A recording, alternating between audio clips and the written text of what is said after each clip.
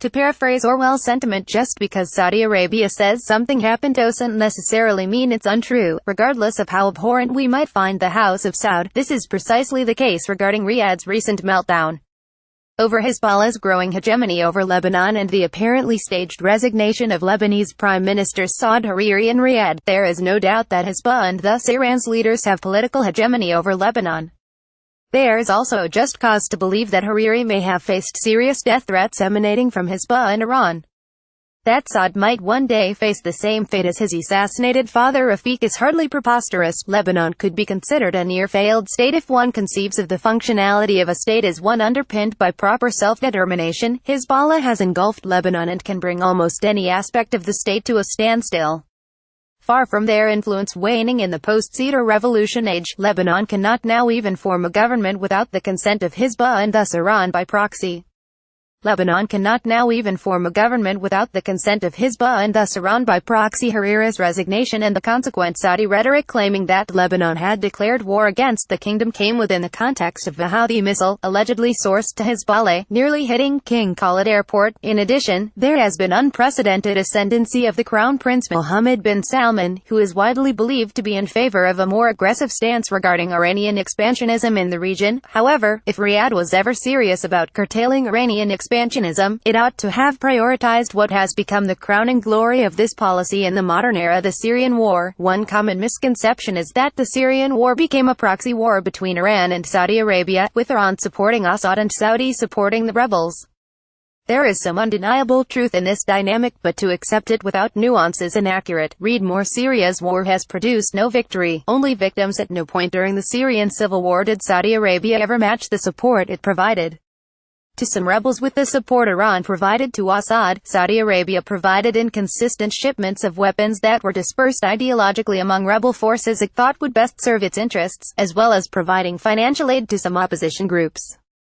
Now, of course, it funds only forces that fight as and not Assad. Iran, on the other hand, not only provided Assad with billions annually to keep the economy of his rump state afloat, but it provided huge amounts of weapons, military equipment and invaded the country, both with its own revolutionary guards and with its proxy militias, the most prominent of which was Hizballah. If Saudi Arabia and its Arab allies had united and provided the rebels with the necessary resources to fight Assad and his allies, Syria could have become a graveyard for Hizballah and the Iranian expansionism it represents. At no point during the Syrian civil war did Saudi Arabia ever match the support it provided to some rebels with the support Iran provided to Assad. It's perfectly true that there would have been no guaranteed stability if the rebels had managed to overthrow Assad, but it would have physically cut the land link between Iran and Hizballah, as well as taking out one of the members of the so-called Axis of Resistance, which resists Zionism by murdering one Syrian civilian at a time. Riyadh and its allies had the necessary resources, while people forget how close Assad was to defeat with only meager aid from a few sources, before Russia swooped in to save Assad and Iran from defeat at the hands of the newly unified rebel coalitions in 2015. Saudi Arabia could have used its high-tech air force to aid the rebels. Instead, it uses it to annihilate Yemen. Due to the rise of a counter-revolutionary alliance between the House this and forces loyal to ousted tyrant Ali Abdullah Saleh, Saudi airstrikes falling on Yemeni hospitals might have been a common sight, punishing what was already the region's poorest country.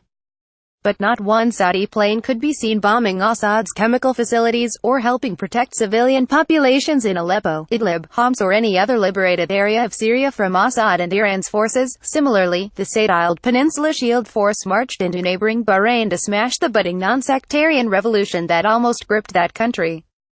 No Saudi soldier would have ever dared to set foot in Syria to protect Syrians fighting its alleged great enemy, Iran. Riyadh and its allies could have used their huge monetary resources to build up not just Syrian rebels, but the revolutionary civil society organizations that sprung up in defiance of Assad and Iran's counter-revolution. Instead, it, and its ally the UAE, spent billions of dollars ensuring that the pro-Assad, pro-Russia Sisi smashed the budding Egyptian democracy and overthrew the democratically elected Islamist President Mohammed Morsi, who Saudi Arabia saw as a bigger threat than Iran due to his membership of the Muslim Brotherhood. Mobilizing diplomatic might to put as much pressure as possible on the world to act to stop a genocide against the Sunnis in Syria it supposedly represents, was also an option. Instead, the kingdom blockaded Qatar, one of the few remaining allies of the Syrian revolution, precisely because it was perceived to support groups like the Brotherhood, groups that support democratic Islamism. In truth, Saudi Arabia would never have done any of this. Such things would go against the very nature of the ruling forces in the kingdom. They who despise democracy in the region share much more in common with Iran than they do with any force that seeks liberty and justice.